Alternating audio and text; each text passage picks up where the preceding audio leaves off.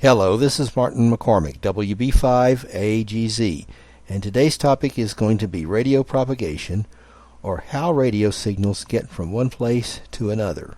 So what is a radio signal? Radio signals are part of the electromagnetic energy spectrum, which is a very wide spectrum of energy first discovered around 1800 and not even known to exist until then. It includes heat and visible light. Heat and visible light are the only two parts of the electromagnetic energy spectrum that are detectable by the human body at normal levels. Frequencies in the electromagnetic energy spectrum all have a few things in common. They all travel through space at what seems to be a natural constant of 300 million meters per second. This is also a great yardstick for determining the wavelength of a given frequency. You simply divide 300 million by that frequency, and that gives you the wavelength in meters. There are two valid ways of looking at the Earth's atmosphere. One is a 5-layer model in which you have the troposphere next to the Earth, then the stratosphere, mesosphere, thermosphere, and exosphere. Where's the ionosphere? It starts in the upper part of the mesosphere and extends through the thermosphere. Then you have the radio model of the atmosphere, in which the most interesting parts to us are the troposphere because of an event called tropospheric ducting, which occurs when the weather front has an extreme gradient of temperature and humidity on both sides of the front.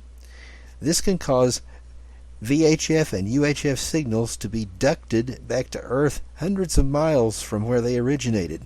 So you may suddenly hear stations that you normally cannot hear at all with stunning clarity. Tropospheric ducting can go away very quickly, or it can last for hours and hours, depending on the severity of the weather that's creating the duct. The ionosphere is the other part we're interested in, and that starts at about 50 miles above the Earth with the D layer. The D layer builds during sunlight and then disappears during darkness. The D layer is why you cannot hear distant AM radio stations during the day, but can hear them very well at night. If there were no D layer, you would hear them 24 hours a day. One of the most exciting layers of the atmosphere is the very first one that was discovered, though. It's the E layer. Older texts refer to it sometimes as the Canaley Heaviside layer. Heaviside is spelled Heviside, and it's the two men who first discovered it. The E layer was also the very first layer of the ionosphere that was discovered at all. Above the E layer, at about 120 miles up, you have the F layer and F2 layers. The F2 layer is at the very top of the ionosphere, about 341 miles above the Earth. And the F layer is there all the time, but occurs more so in sunlight, and at night the F2 layer completely disappears. Sometimes the F2 layer is called the F2 complex because it can split into several layers. Both the F and F2 complex are responsible for worldwide communication. They are so high up that they can see almost half the globe. So basically, a daylight path can be created from just about anywhere to anywhere on the Earth if the ionosphere is sufficiently charged. What charges the ionosphere? X-rays. When the sun produces a large amount of X-ray energy, the F and F2 layers really shine, almost literally. The F2 layer, in fact, can carry signals from Europe to the United States as high as 6 meters, but it doesn't happen very often. The F layer is there with us all the time and can cause a path from Australia to North America or Europe to Japan to exist just about any time of the year. Now for some interesting signals. In the very low frequency band of 20 to 50 kilohertz, there are natural emissions called whistlers, which are believed to be caused by tropical thunderstorms and lightning strikes exciting the Earth's magnetic field. They are more audible in polar regions than they are here, so I downloaded a few from a couple of websites, and here are two Whistler recordings.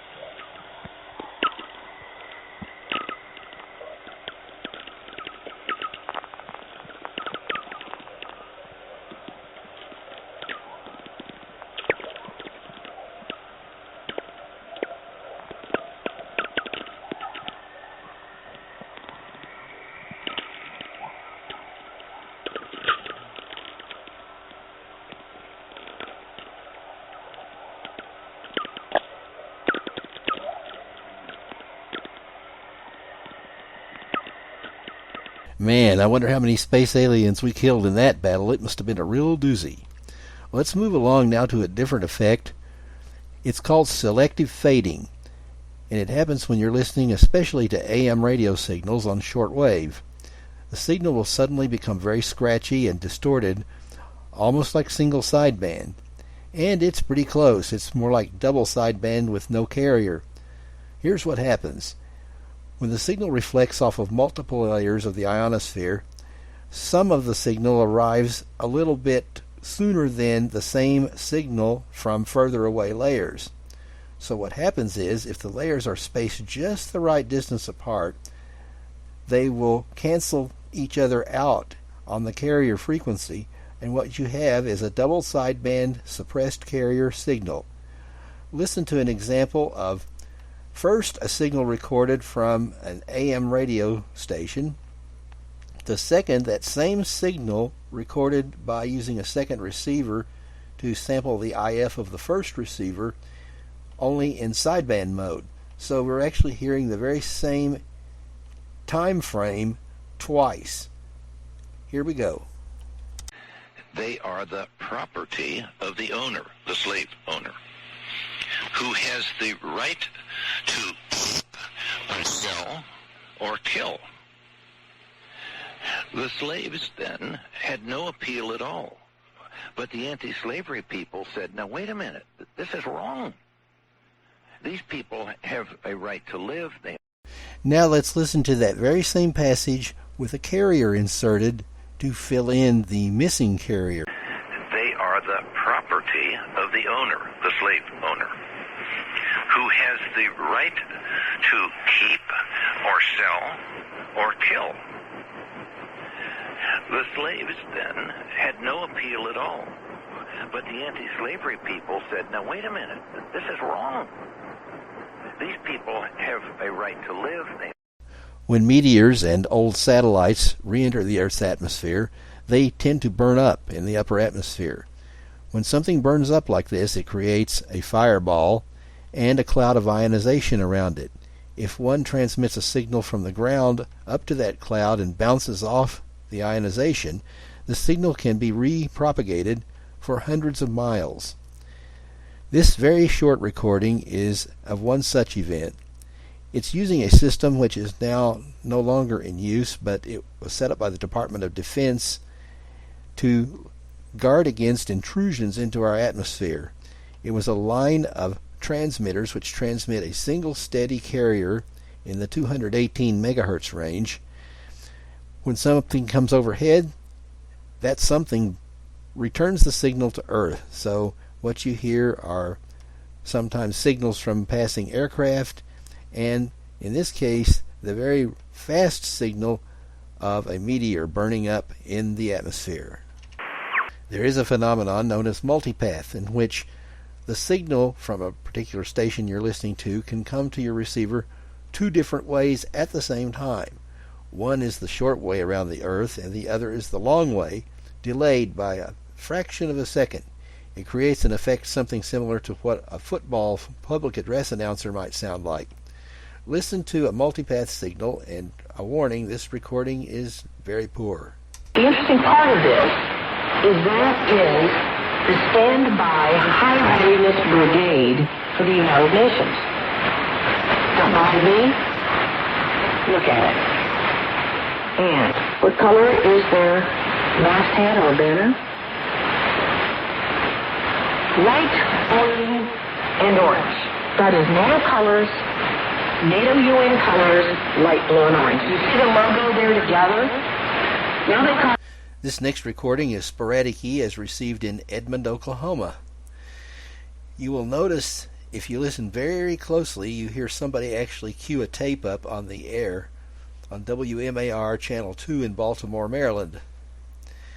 The audio carrier, as received at this time, was 59.750 megahertz. 13:25 Central Daylight Time, Thursday, July 17th, 1980. At Garen's Ethan Allen Galleries, Towson Route 40 West, Annapolis, and Johnson's Colony House, Bel Air. You know, Jack Bowden and Susan White Bowden is two of Baltimore's top news reporters. Now the Bowdens team up to bring you the new news. The latest news and weather updates. Also family life, consumer information, and entertainment. Plus live interviews and much more. That's anchor teamwork that's really teamwork. Join the Bowdens for the new news weekdays on Channel 2.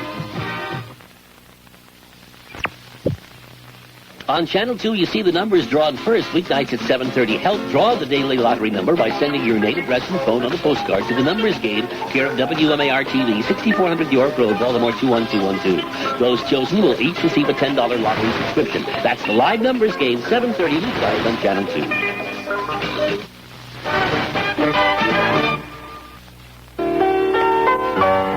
And now part 2 of As the World Turns. Now for an oldie but goodie. The British began broadcasting television on VHF between 41 and 45 megahertz in the 1930s. The frequencies remained in use for that purpose until 1986, when they were shut off for good. There were numerous BBC AM audio carriers around 41.5 megahertz, serving various parts of the UK. If you tuned down to 41.25 megahertz, you could hear frequently very strong French TV audio on AM also.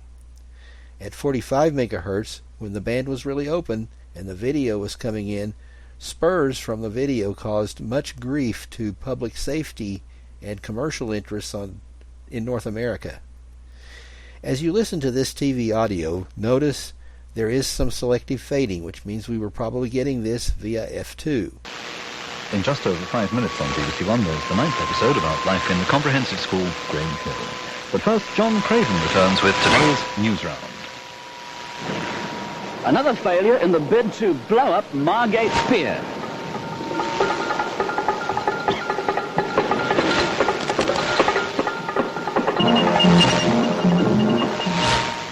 Hello again. The latest bid to blow up the famous pier at Margate has flopped. Police sealed off the town's seafront and held up bus services today, while explosive experts tried for no less than the 5th time to demolish the old pier. Today's explosion was the biggest so far. A huge column of water spurted into the air, but when it subsided, a huge cheer went up from spectators. Incredibly, the pier was still there. The decision to destroy the 120-year-old pier was taken after fierce storms battered its iron framework last year. 2 weeks ago, Newsround reported on the first attempt to blow it up. Well, after that failure, the experts promised they would try again. So far, their explosions have shattered 2 windows and damaged a wall on the sea front. But now, on 4 more occasions, they've been beaten by the pier that just refuses to disappear. This is what the BBC video sounded like. European TV signals.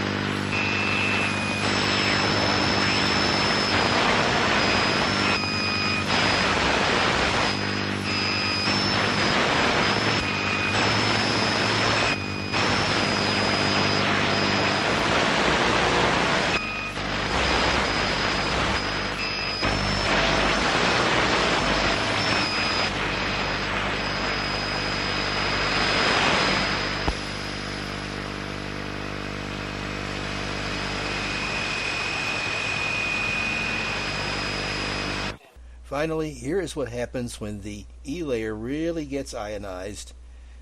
The maximum usable frequency can go way up.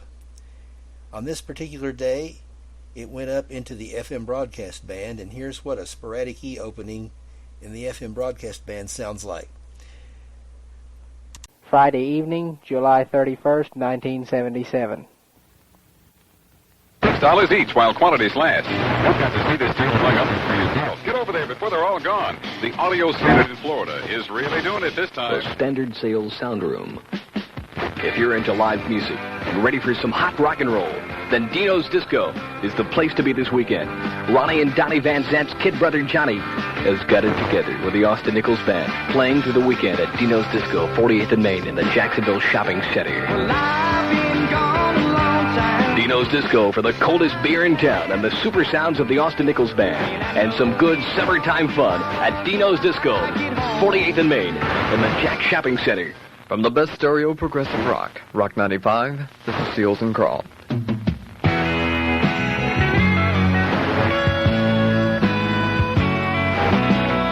Ever try to get it? It's so hard to do.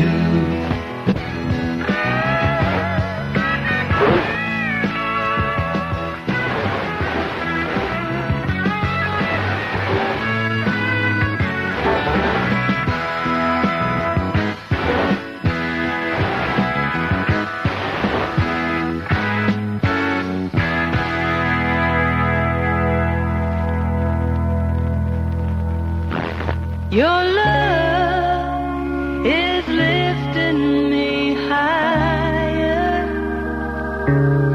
than I've ever been lifted before.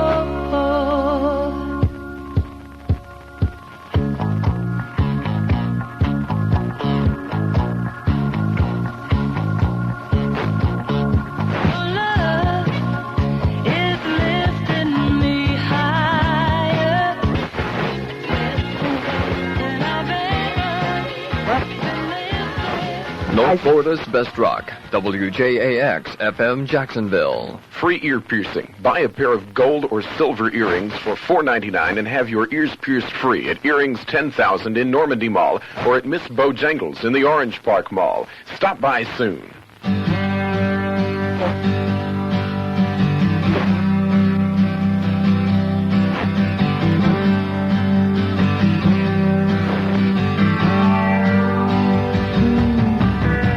Running down the road, trying to loosen my load. I got 7 women on my mind.